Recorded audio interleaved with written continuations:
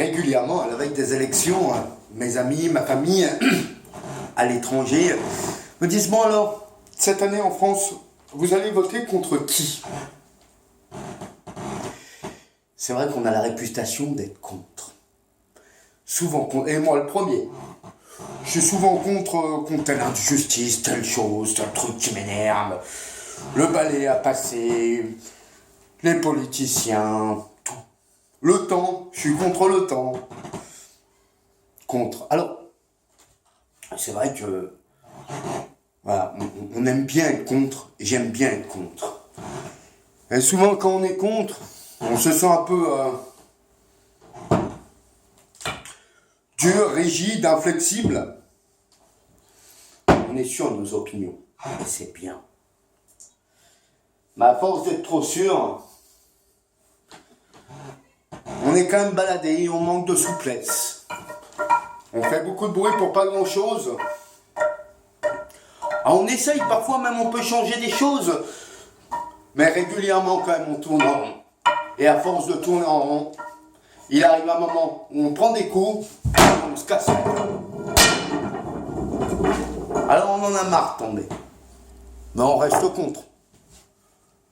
Nombre de jeunes, et de moins jeunes que j'ai connus, qui m'ont dit si, moi Yannick, je suis pour aller casser la gueule aux autres. C'est bien déjà d'être pour. Mais là, c'est pour un pour soi-même. C'est pas un pour le bien commun. Alors on veut quand même voter pour quelque chose. On veut être pour quelqu'un. Alors on commence à faire les choses à la force des poignets. Et c'est dur, c'est lourd. On n'en peut plus. On n'en peut plus. On se dit c'est pas grave, on va ruser. Mais c'est pire. C'est pire. Voire même impossible. Alors on laisse tomber. On laisse tomber. On laisse tellement tomber que parfois même on se sent coulé. On se sent sombré. Alors il y en a certains, hop là, qui nous envoient une bouée. À défaut de ce qu'on se ressentait tout à l'heure, ça c'est plutôt un peu trop flexible. Pas assez dur. Non, je dis ok. Cette bouée, cette main tendue, elle va le faire. Elle va le faire. Alors, on essaie. On essaie d'avancer avec cette bouée. On se prend quelques coups. Elle est difficilement flexible. Mais on tourne moins en rond. Mais on stagne. On stagne. Mon Dieu, que c'est difficile. Tiens, mon Dieu. C'est vrai qu'il y en a un qui est pour. Pour la vie. Qui est surtout pour nous. Qui m'aimait tout contre nous. Alors en ce temps de l'Avent, gardons-le contre nous. Pour pouvoir le partager. Pour pouvoir le donner aux autres. Bon, forcément, vu comme ça, d'ailleurs, on se plante parfois, la preuve. Vu comme ça ressemble pas à grand chose.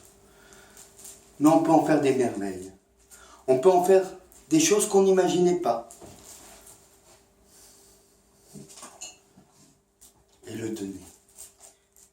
Le partager à droite, à gauche. Avec l'Église, avec tous ceux qui nous entourent. Tous ceux qui sont dans l'Église, tous ceux qui sont en dehors de l'Église.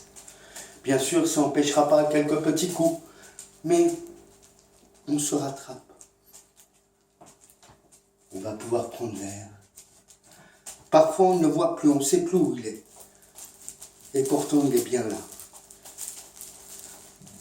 Alors, passons un peu cette joie qu'est le Seigneur.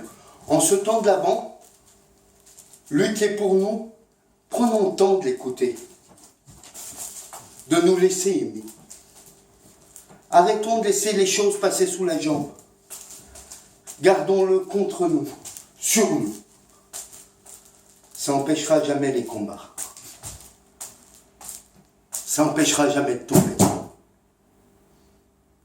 Mais soyons du côté de celui qui est pour nous.